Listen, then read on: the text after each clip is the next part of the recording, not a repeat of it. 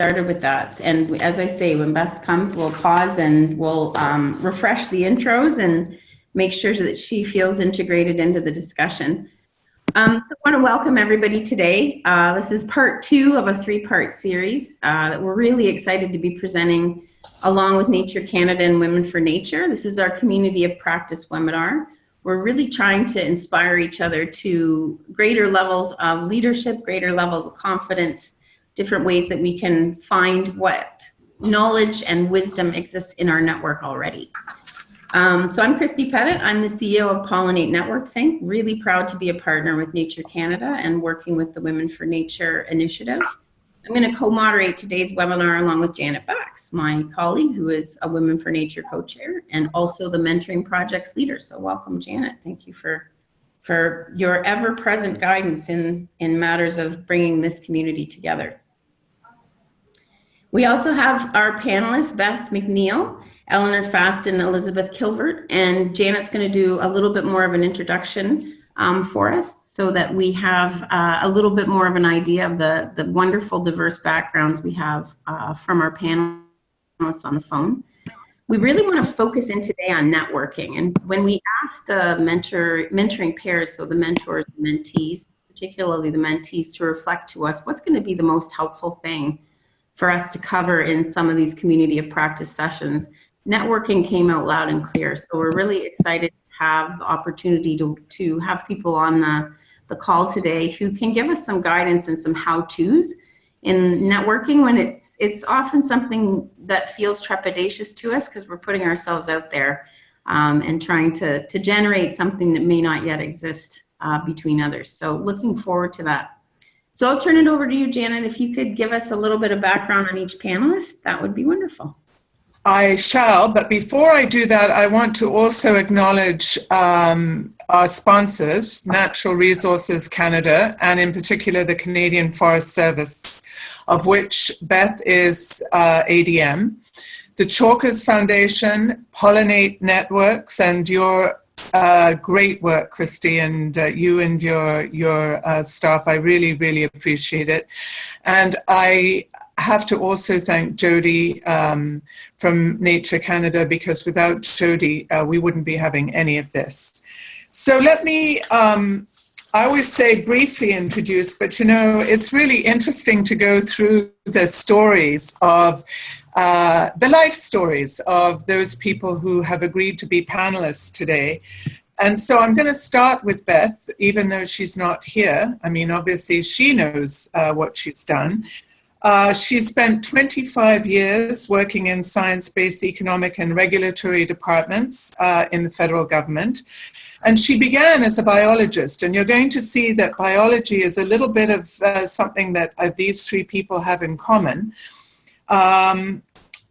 Working for Environment Canada's Canadian Wildlife Service, and she's held senior positions at Fisheries and Oceans, Agriculture and Agri-Food Canada.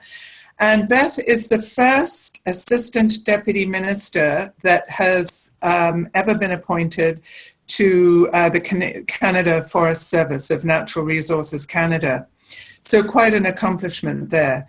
She has a Bachelor of Science degree from St. Francis Xavier, St. FX as it's called, a Master's of Environmental Studies from York University, and a Certificate of Public Leadership and Governance from the University of Ottawa. Eleanor is, I'm proud to say, a former colleague of mine. She has a passion for nature and a background in ecology, biodiversity, and not-for-profit sector. Previously, she was the executive director at Nature Canada and has held senior management positions with the Federation of Humanities and Social Sciences and the Council of Canadian Academies, which is where I got to know Eleanor. She currently works as the executive director at Equal Voice, which is an organization dedicated to electing more women to all levels of government in Canada. Eleanor's passion for nature began as a child growing up in rural England and was solidified while she conducted field research in the Usambara Mountains of Tanzania, which, by the way, is where I was born. and so another connector for Eleanor and myself. And during her obviously during her graduate degree, Eleanor has a Bachelor of Science in Biology and a Master's of Natural Resources from McGill. Elizabeth, the owner of Unrefined Olive, has such an interesting journey. Elizabeth has spent much of her life as an educator. She comes from a background immersed in natural history, museums, aquariums, overseas development projects, and entrepreneurship. Her focus has been in the areas of international development, community sustainability, food security, agricultural co-ops, marine biology, citizen science, environmental education, and biodiversity. The culmination of her passion for the environment, food, and travel has directed her education, life experience, and work history. Her core values of sustainability and her work ethic resulted in her, I love this, bursting the federal bubble of her civil service career to launch into her first business, the Unrefined Olive. Elizabeth has a Bachelor of Science in Marine Biology, a Bachelor of Art in International Development Studies from Dal, and a Master's of Gastronomic Tourism from the Cordon Bleu in Australia. So, 3 really terrific women with, I am sure, a great deal to say and a great deal to bring to this conversation about networking. So, back to you, Christy. Thank you so much, and welcome, Beth. Thank you so much for making the time and getting on the screen here with us. We really, really appreciate it. Sorry I'm late. Not a problem at all. We just were doing introductions and finding out a little more about you all. I'd like to start with our first question around networking. So we all know networking is an important component or skill of leadership, self-leadership, leading others, becoming a leader, getting recognized. Can you share some of the lessons you've learned with respect to networking? Are there some things that would be do's or don'ts? And if you think about, yourself as a younger person or advising folks who are really starting the journey of thinking about building their profile and building their network, what would you say? And Beth, can I start with you on that one? Put me on the spot. My gosh. You'd be really good sort of off the cuff, and we've got you there now. So Sure. And, I don't have a lot of responses written out to these questions, but so for me, so I'm an assistant deputy minister here at NRCan, and I would say that today's challenges when it comes to kind of conservation in nature are so complex, and I would use the word complicated too, that really you need to take what I would call a relational leadership approach. And part of that is establishing a network with all the players in the system. So it's not just, for me, other federal departments, but it's working with industry, with conservation groups, with the provinces, territories, domestically and internationally. So the lesson, one of the tips I would have is think broad and think about the system within which you find yourself. Don't limit it at all to people you think might or might not have an interest. Just invite everyone in. And do's and don'ts. I would say with regard to networking, I wrote down, don't make it so onerous that people will view it as a bit of a chore or a task. But if you can kind of network by making it part of someone's kind of everyday work. So I have people that shadow me sometimes, young professionals that shadow me.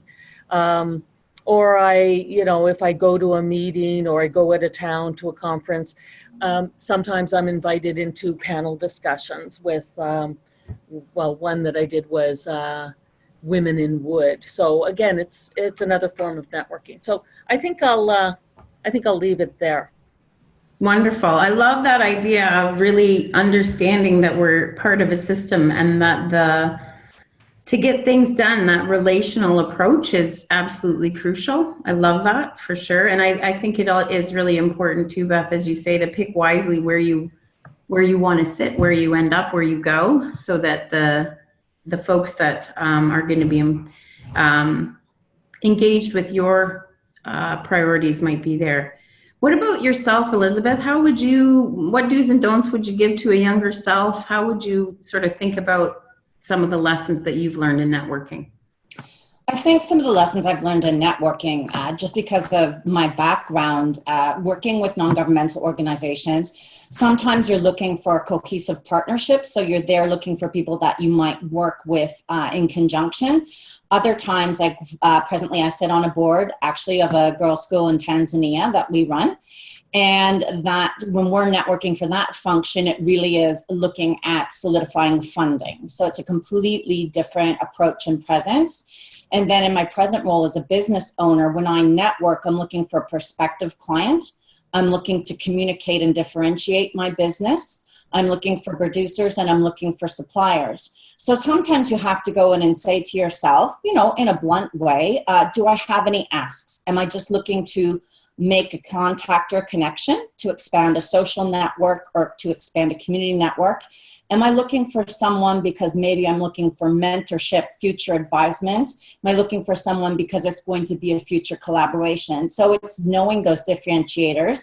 When I was with government, one thing you had to be aware of is that there's a hierarchy involved sometimes in whom you're approaching. It's wonderful to be in private enterprise. And if I feel I want to walk up to the Prime Minister or an ADM or a president of a company that has,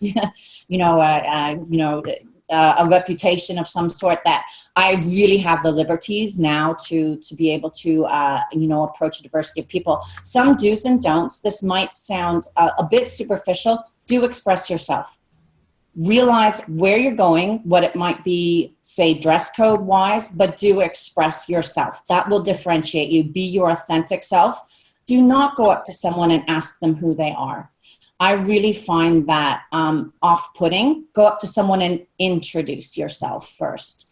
And then talk to them. As I said, express your authentic self. And it might sound superficial, but if you have a unique piece of jewelry that has a family history or story, if you like to support local clothing designer, that sort of thing. So express yourself in a way that is very authentic to yourself, instead of presuming how you should be making an appearance in that room. Love it.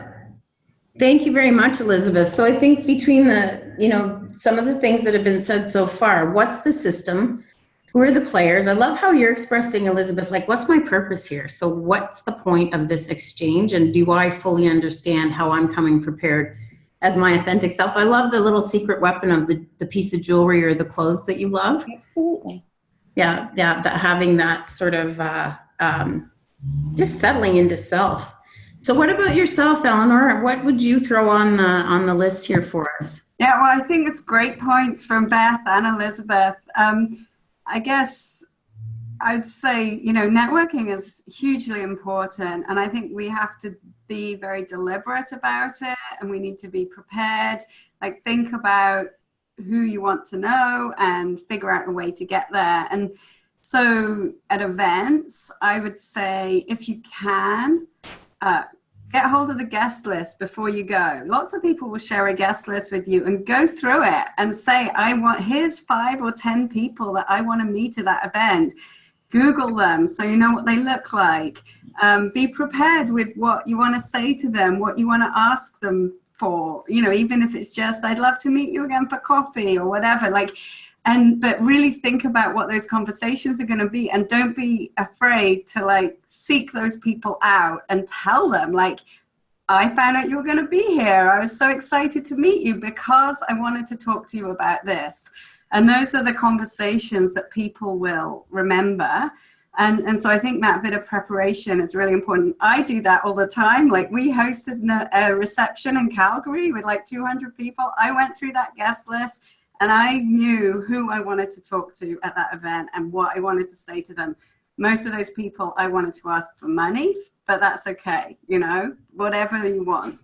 And then what I would say also is afterward, follow up with people that you've met as soon as you can, whether it's an email, if you manage to get their card, or on LinkedIn. But people have a lot of conversations, and it's that follow-up is what people remember.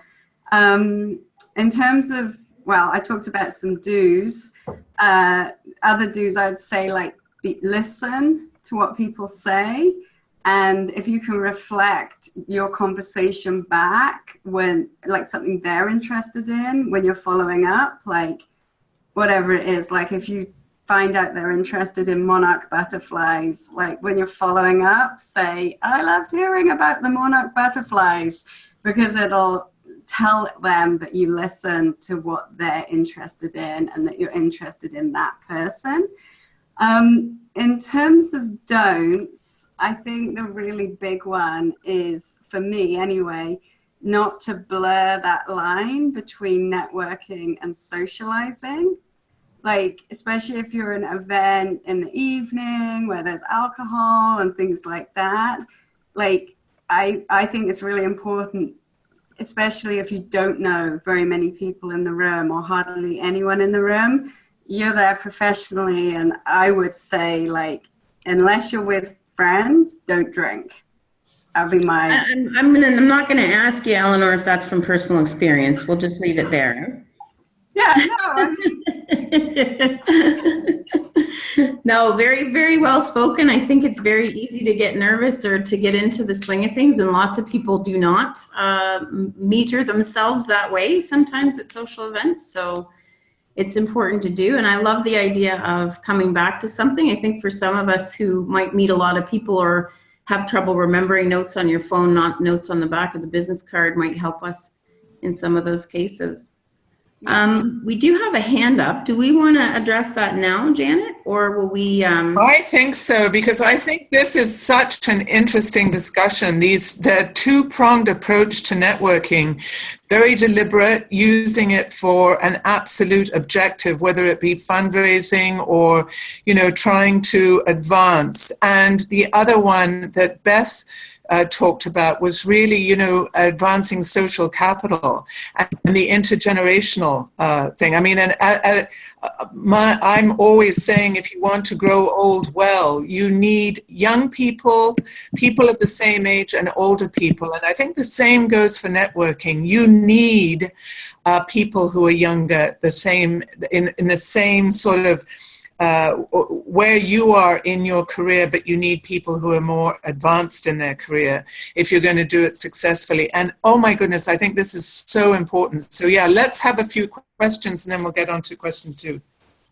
Amy, I think somebody had their hand raised. Can you see who that was? I don't see a hand raised currently, but we did have a really interesting chat point from Cheyenne at the Nature Canada office there, that she said she really liked Beth's point about going broadly. She just read Range by David Epstein, which talks about the importance of avoiding siloing yourself too much as a specialist and recognizing better to engage widely and think outside of the box. So that whole social capital, advancing social capital piece that you suggested there, Janet, is important. Any other comments people want to take before we jump into the next question? I think another thing, it's really interesting on the social to professional side of things, because sometimes if it's been a really intensive day of meetings, if you walk up to a panelist or somebody of note that you really want to connect with and start with a really heavy conversation, it can be too much at that point in the day. So sometimes you have to ease back and be a little bit more on the connectivity social side, or just register, I'm so pleased to meet you. My name is, I'm going to send you a LinkedIn invitation. I'd love to follow up with you. But if it's been an intensive day, sometimes people need a bit of a break, even though you might be gung-ho. And the other thing, especially for young women, because I remember being that young woman in the room, listen to your instinctive intuition. Sometimes there are people who will come up to meet you who perhaps don't have the best intention towards you either. And so I think it's really important, especially at multi-day meetings, especially where you're out of town, watch yourself from that perspective as well, just in unwarranted or unwanted attention, perhaps, to yourself. So pick your moments and keep your awareness high. Absolutely. Yeah.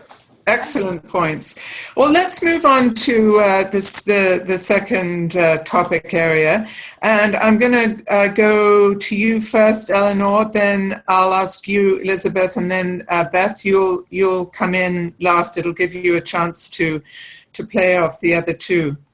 So this is about social media and social media networks and their role in building networks and doing networking, and the importance of face-to-face interaction in effective networking. So it's, we'd like your comments on what role you think the social media platforms play, and then just some comments about the importance or not of face-to-face. Maybe it isn't important anymore. So just your reflections and comments on that, please. So again, starting with you, Eleanor. Yeah, so I mean, I think the social media and the face-to-face are linked like pretty closely.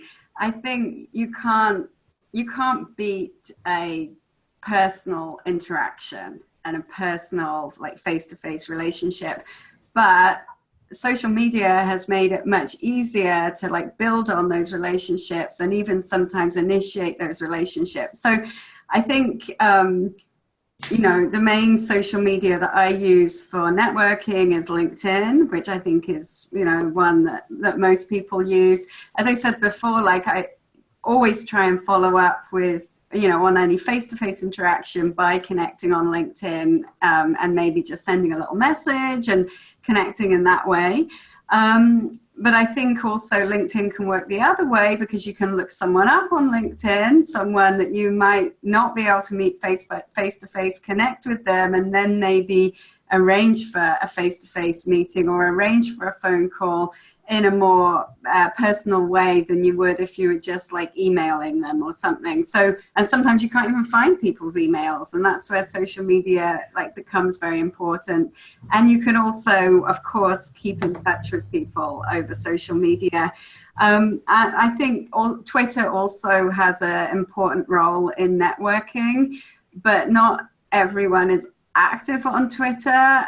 So it can sometimes not be the best way, but certainly with people who are active on Twitter, engaging with them, replying to their tweets or, retweeting them, people notice when you do that, and you can develop an online relationship with people, in that way. I think you have to try not to be too stalky though. Like there are some people who like retweet every single tweet I do, and I know them in real life. I'm like, stop doing that. So I think finding that balance between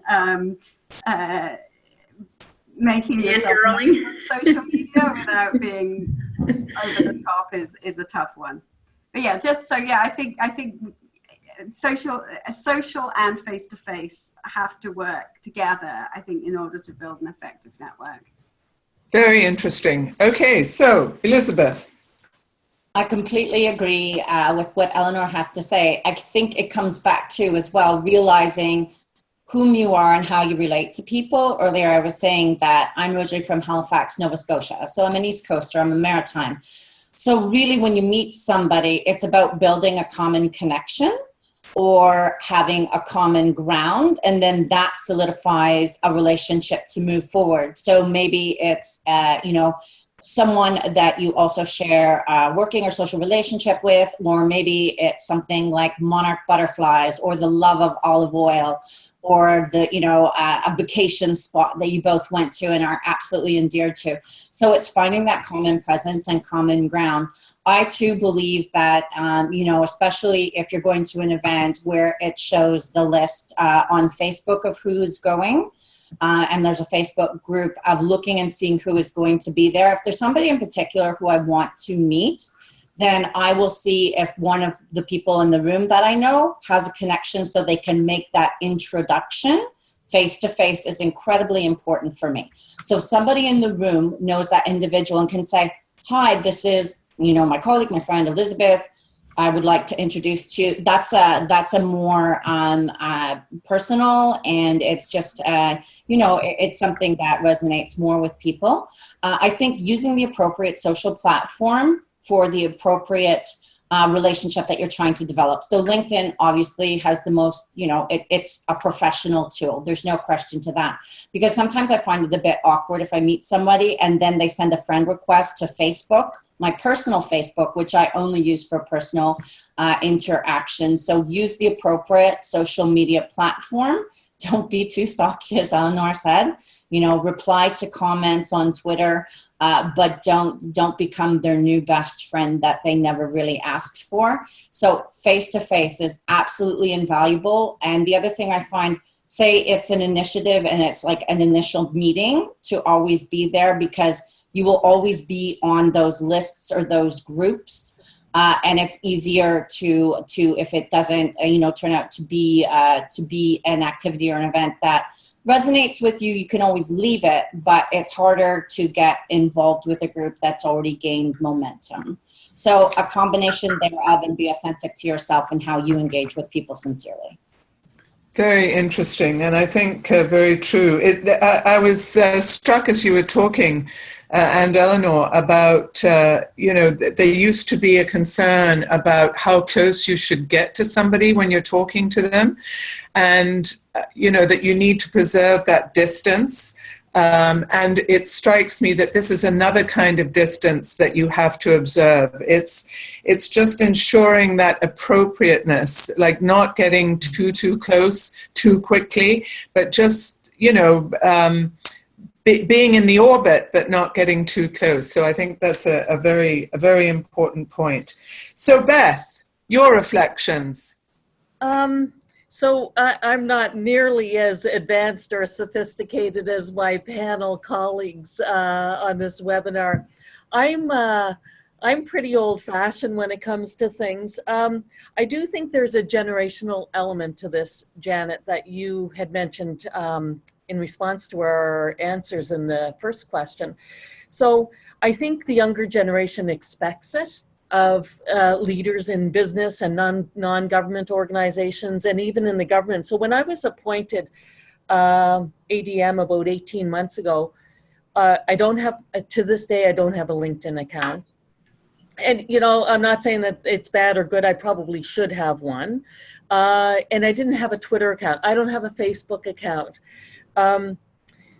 So someone said, you need a Twitter account. You absolutely have to have a Twitter account. And I actually think it's been useful in the last year. I probably have, 450 followers. And it is a way for me to get key messages out on what we're doing in the forest sector and some of the neat products, diversification of markets, products, interesting conservation related work there as well that we're doing in partnership. So occasionally I will meet people who will tell me things that they read in my account. So I guess it's a form of networking.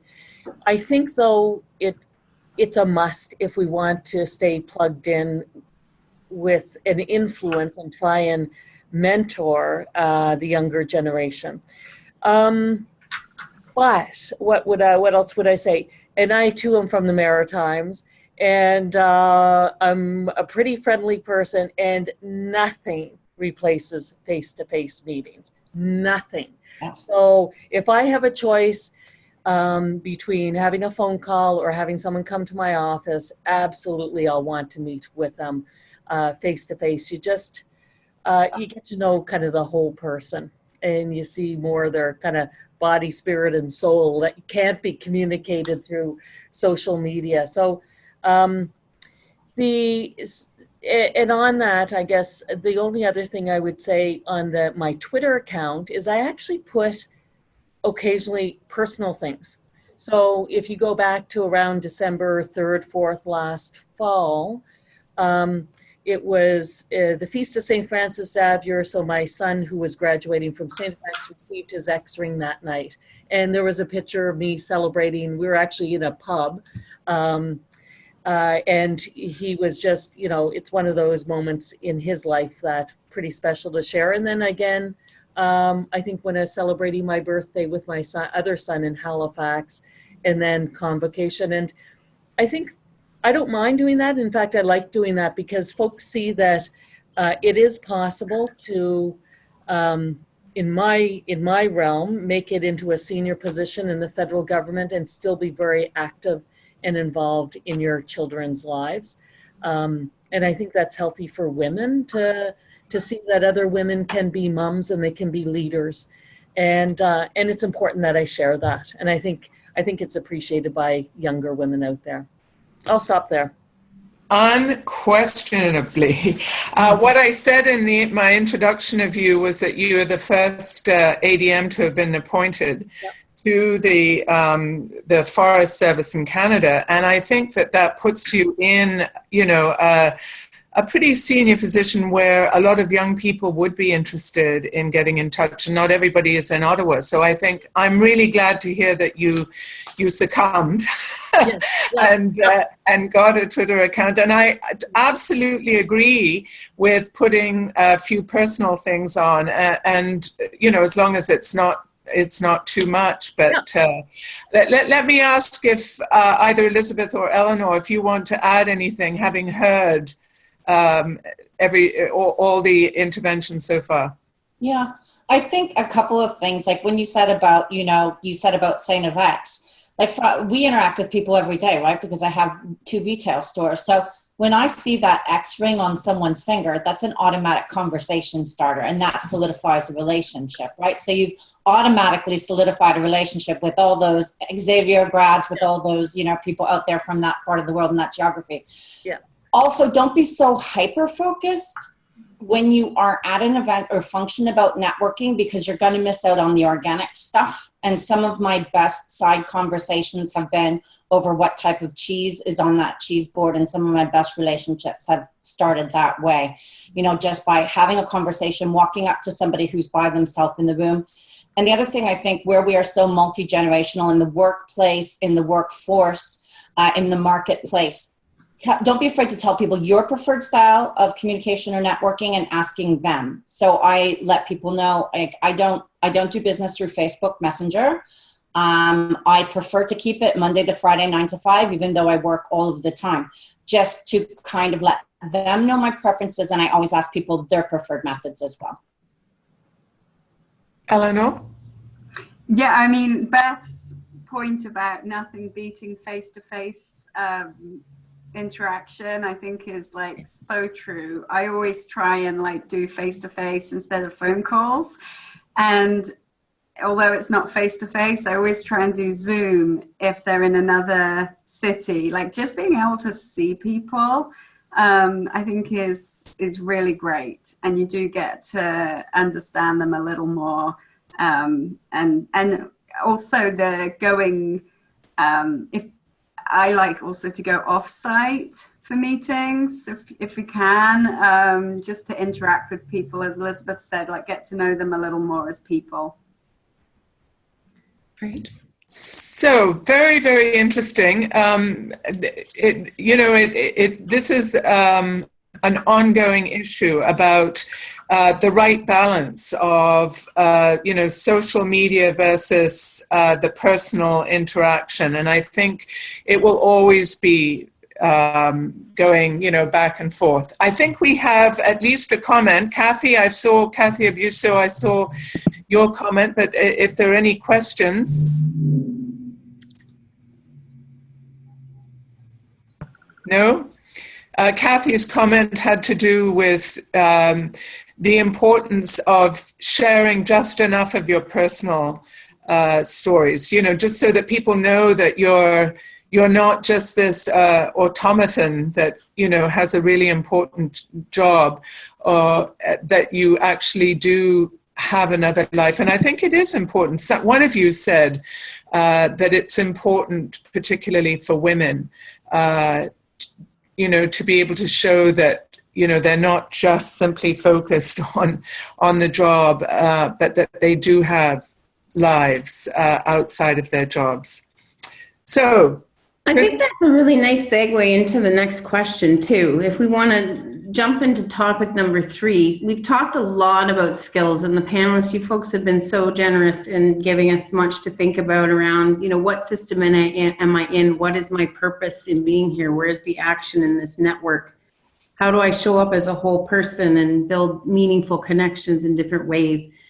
Is there something that the panelists would give us some thinking on around gender? So being a woman or being differently gendered in either case, are there things that you would say are going to be affecting us when we think about women in networking? I know one thing you said, Elizabeth, was protect yourself, and that's not necessarily a gendered thing, although sometimes women are more at risk of people being untoward, depending on the situation. I know many of us have had awkward situations like that, but are there other things that you would say are specifically seemingly female or important things for us to remember as women as we start to build our networks?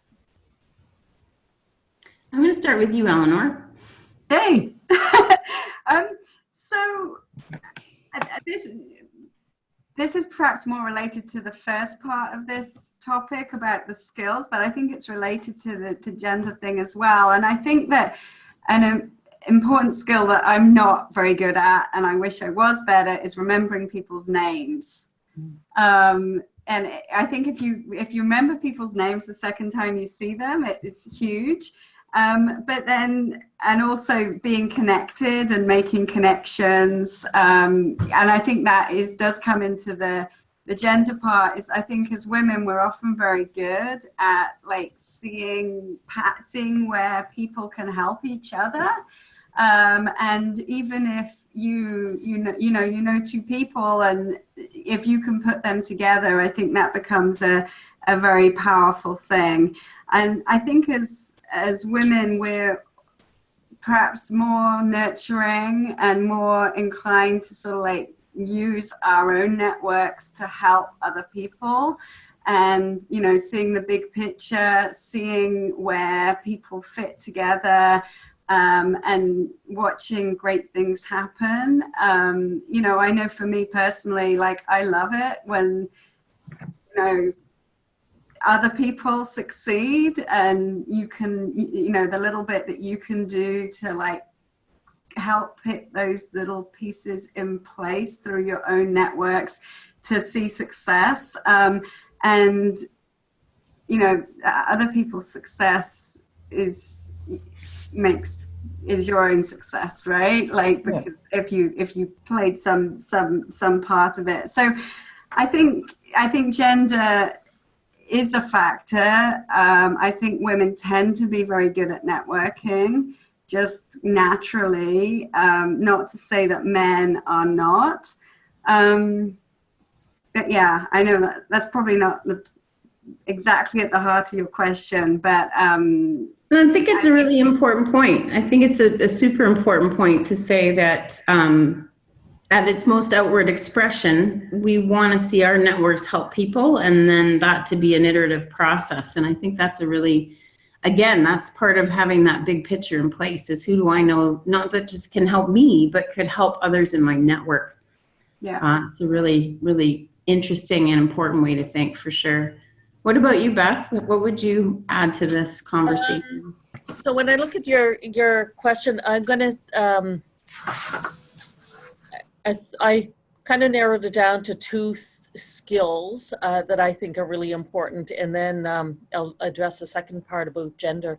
But it always amazes me, you know, I use the term active listening, and I'll expand on that. But I think, so active listening, one skill, and the ability, again, it goes back to my answer for the first one, the ability to establish and nurture relationships is critical, because, you know, you might not touch base with someone, you know, over a 2-year period, but if you take little steps to nurture that relationship, they're going to be there at the end of the phone line for you. The active listening. So, you know, if you're networking, whether it's a face-to-face or, you know, it's via social media, people will will know if you're paying attention to what they've been saying to you for a while. I have gone to dinner parties or parties with a former husband or a colleague, and I'll leave that party and we'll be driving home and I'll know so much about so many people that were there. And because, I posed questions, but I was genuinely interested and paid attention to what they were saying. Whereas the person that I went with didn't have a clue about anyone. Said, oh, I didn't know that or this, but didn't have a clue about any individual they had a conversation with. It was kind of going through the motions. The second part of the question, I actually asked a couple of people in my office, do you believe that gender is a factor? And they were younger, and they actually said that they don't see a difference anymore. But I actually, upon reflection, when you think of 20 or 30 or 40 years ago, I don't think women in a professional environment, at least I don't think so in government, did the kind of networking we do now. And I don't want to stereotype, but they weren't stopping by the bar or the pub on the way home for a beer or a drink with a colleague. They weren't golfing together so much to kind of advance whatever they were working on or potential clients or partners. But now, as we get more balance in the workforce, I think there is a lot more, and it's not, I think there's more equity in how much we're doing it. So I'll love nothing better than when I have colleagues come to town than to go out for a nice relaxing dinner at a restaurant with them. That's networking, where we get 3 or 4 of us and we know we like each other, we get along well, but it is networking. So I would say today gender is less of an issue than it was, but I think it certainly was something that you would see a difference between men and women 15, 20, 25 years ago. So I'll leave it there. Thank you, Beth. And I think that what I've heard from women when we talk about networking sometimes is the thing that might be different. And again, it's a more personal thing than just simply a general gender thing, is do we have the confidence? Mm-hmm. Sometimes women struggle with getting the confidence going. Can I add something? Please. So I did write a note here. I think an important factor is introversion and extroversion. And, it's, so for instance, for me to be on all day, people say I'm an extrovert, and I don't know if I am. I can certainly interact with people all day long, and every half an hour is almost booked during my day. But at night, I kind of have to completely shut down or shift to, going for walks or skiing on weekends or reading. And so for those folks that are introverts, it does take an enormous amount of energy, and you have to have something in your resilience portfolio to kind of build that up and restore yourself, because it does take a skill set and energy to get out there and meet new people. And I'm sure it's very, very difficult for some to do, but worth it. Wonderful. Thank you, Beth. Elizabeth, do you want to add your 2 cents to this set of questions? Absolutely. I think, Eleanor, I'm going to build on what you said, because I think that there's not enough credence given to quiet leaders and that quiet form of leadership. People automatically assume that if you're in a position of, say, decision-making or authority, and I think in networking and in building relationships, that's a different process or skill than, say, if you are looking at networks or in a smaller situation where people are looking for the decision maker or the authority, because I think gender does have a role to play in there. So people assume I'm an extrovert, I'm an ambivert, but I'm really an introvert. So I especially at the end of a long day, I could be quite exhausted. So some of the skills I use, if I walk into a room, sometimes I don't know anyone in that room, fair enough. So I'll make a relationship with somebody when I go in. If I'm in a room where I know several people, I'll go over to the people whom I know best, and I'll just walk over them, because I can be a little bit silly for the first couple of minutes, and that just gives me a chance to be calm, to feel like myself, and gives me that energetic boost. And then I'll start to talk to people. I think another important skill of networking is knowing how to gracefully exit a conversation. Networking is about engaging and interacting, and you will meet people who just want to do the salesmanship pitch because they are looking to sell their services to you, or to just overly communicate whom they are to demonstrate their sense of self-importance or whatever it is that they need to do. So you need to learn how to actually graciously exit those conversations so that person has their dignity intact. It's reserving your energies because you are there to meet other people as well. So whether it's refreshing your drink, whether it's, oh my gosh, I see somebody and we said we'd connect. Thank you so much. It was nice to meet you. Whether it's just the, I'm going to exchange your business card so we can follow up on this later, etc. So gracefully exiting conversations. And then every once in a while, just going back to the people whom you know best in a room. I find that that gives me that energetic boost to keep going instead of feeling like I'm getting wound down. As far as gender, for the sake of this conversation, we know gender is fluid, but we do have a saying, especially in our retail stores, is that position, if people are to come in and they're looking for a position of authority or manager, they're always going to look for the tallest, the oldest, and the most male. So the youngest, the shorter, and the more female that you are, the more the person will assume that you have no authority or potential to make decisions or problem solve. And I'm sorry, that's just the way that it goes. And so that's where we need to let people know what our experiences are, our experiences in what we have. Let people know what our credentials are, either academic or professional certifications. Those are all tools that we have to let people know we are on equal ground, because it does happen. And not to pull it out heavy-handedly, although that's sometimes necessary, but to demonstrate back, because you may be authority in your field, you may have tons of experience in your field, or you may have a credential. So to let people know, so then that conversation is taking place on equal footing, unless it's simply a mentorship conversation or a more gentle conversation. Great. Thank you, Elizabeth. Hey, Chris. Janet, you want to, yeah, please. Oh, sorry to interrupt. We just had a, I don't know if this is an appropriate time. We just had a question pop up from one of our attendees for Elizabeth. They asked, one of the skills, Elizabeth, that you excel at is recognizing how to communicate with people of differing abilities. Can you chat about how you are naturally inclusive? I think that that's something that's always been inherent to me, just because of differing life experience, how I grew up. I love to meet all kinds of people and new people. And I think part of it is too, you've got to remember, in our stores, we're in a retail environment, but a retail environment is an environment where you can engage and communicate and educate and have interaction. It's a space, the door, we always say the door moves both ways. It's not just a transactional space. You know, I'm not just there to sell things. It's to interact with people. So when you consider we have 100, 200 people coming in every day from every genre, every experience, every walk of life, every background, every demographic, every age group. That's what I love. And that's what I build into my stores, is that everyone is welcome there.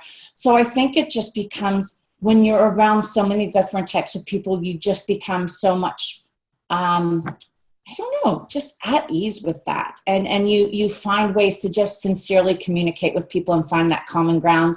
And humor is a wonderful tool, and having fun. So we do that a lot. Wonderful. Thank you, Elizabeth.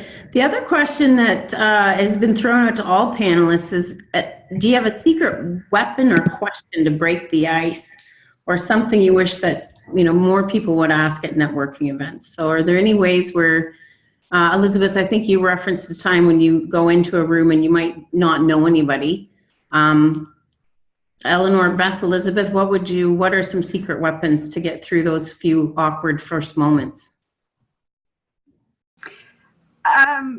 So, I mean, as I said earlier, I think it really depends on who they are and what, you know, why you're there. But I think it's, or if you really don't know what to talk to someone about, you can ask them, like, why they're there. Like, you know, how'd you come to be at this event? What's your or if it's a panel, you know, a reception after a panel, ask them what they thought of the event. Like, focusing on your common shared experience, I think, is always important for conversations. And if your only common shared experience is that you're in the same room, talk about that, because that's something you can both discuss. I mean, it's not the best thing, but if you find yourself talking to someone you really have never ever met before, and that's the only thing You gotta start somewhere. Yeah. I know. And it's tough because I still remember my very first networking event when I left the federal government and then was in business. And Ottawa is a big little city and it's wonderfully inclusive. Like, that's the great thing. It's not as hierarchical. Anyway, but I remember I walked into this room. I knew no one at this event. And then I just started introducing myself and someone came over to me and they go, "Oh my gosh, I heard about your business. I love your store. Facebook me, follow me on Twitter. So great to meet you." And they walked away. And I'm like, I have no clue who you are. Like, no clue. I'm not from Ottawa. I didn't live in Ottawa. So again, it's that, please always introduce yourself first. I just start, is there a current event?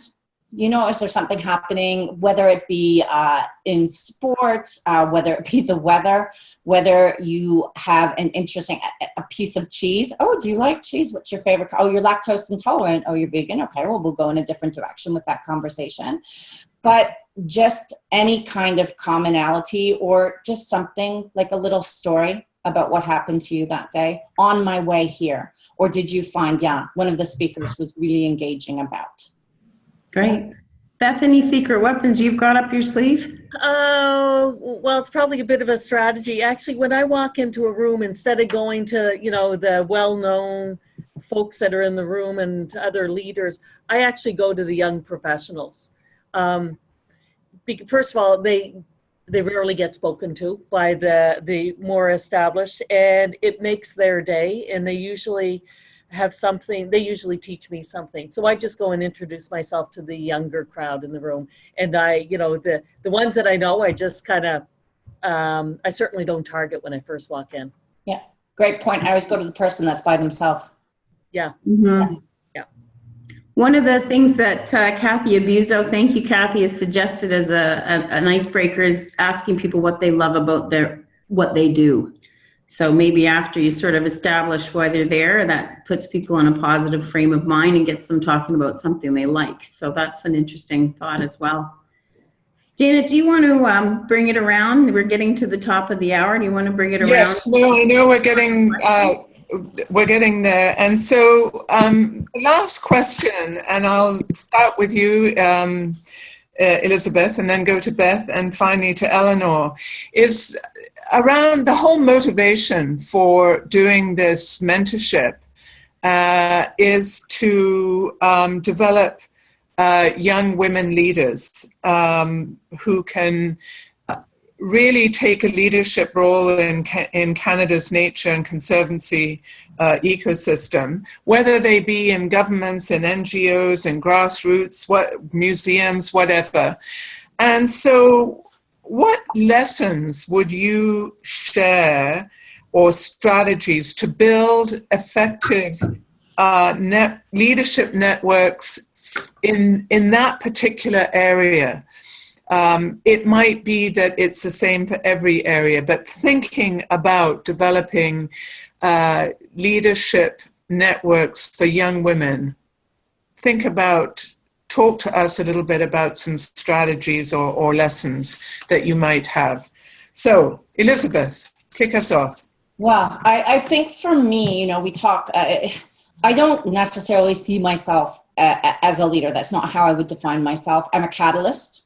So I love to be a connector. That's my key focus. So even when we're talking about networking, I love to go to the person that's by themselves in the room. We talk a little about who we are. And then if I see someone in the room that I feel would be a valuable connection, I like to introduce them. So I like being in meetings and introducing people to one another, so we can then further our relationships and then potentially our agendas of what we're trying to accomplish. Like, if you are a good person with the correct intention who's trying to build and further things, then that's something that we should all connect over. And I think that with this list, we have government, we have NGO, we have grassroots movement, museums, etc.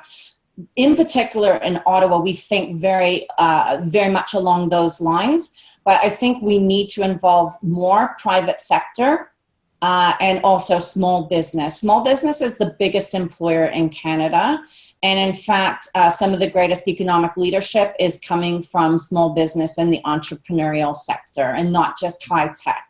So I think we have to look at those roles and relationships as well, and that it's not just always about economic, but I always have a developed strategy of whom I would like to work with, whom I seek to work with in the future, and then always leave time for things that will happen organically. Great. Thank you very much. Beth? So I guess it's a bit of advice. Again, it's related to what I take as a systems approach, and thinking who the potential people could be in your system.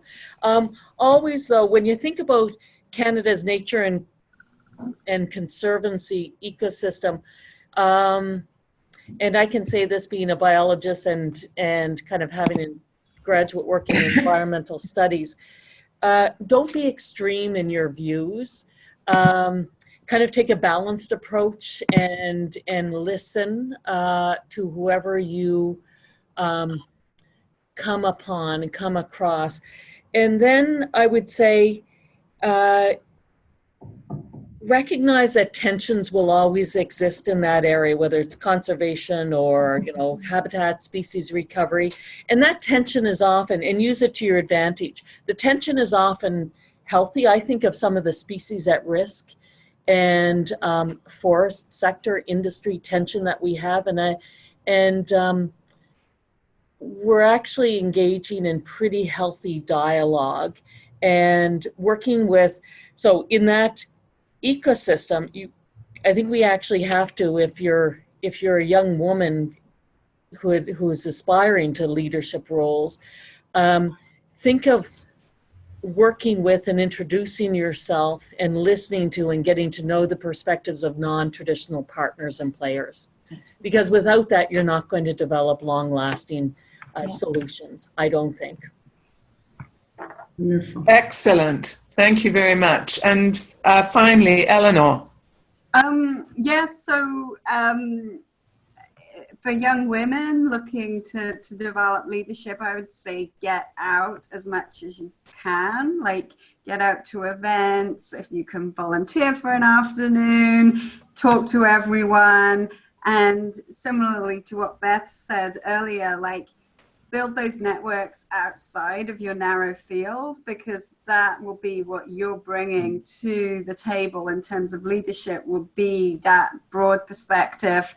Everything's going to change in the next few years in all sectors, but I think particularly in nature and conservation, and people who can bring in networks from other sectors are going to be the people who are going to be the leaders of the future. Oh, Excellent. Christy, do you want to wrap things up? I'm just not sure if we're going to cut off in like 2 minutes. So. Yeah, definitely mindful of time. Thank you so much to our panelists. There's so much more we could explore with your wonderful minds here on the webinar. We will have a follow-up. The webinar's been recorded. We'll also write up a bit of a summary. We welcome everybody to jump on the platform and discuss further on. I definitely have some questions and things that I'd like to talk about, and we have some discussion already going from the last session that we did.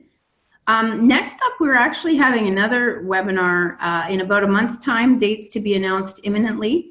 And this one will be led by a group of our mentees. So they're going to come and talk to us about some of the most important things they're learning and some of how the world looks from their angle. So really welcome everybody to come back for that. Again, thanks everybody so much. Please do stay in touch with us. And again, just really, really appreciate the sponsors and also the panelists and yourself, Janet, who are here today to guide us through this really important topic. I have pages of notes, as I'm sure many other people do as well. Great. Thank you. Thank you so much, Beth, Eleanor, Elizabeth. Thank you very, very much. Have a great day and have a great summer. You as well. Thank you. Bye-bye.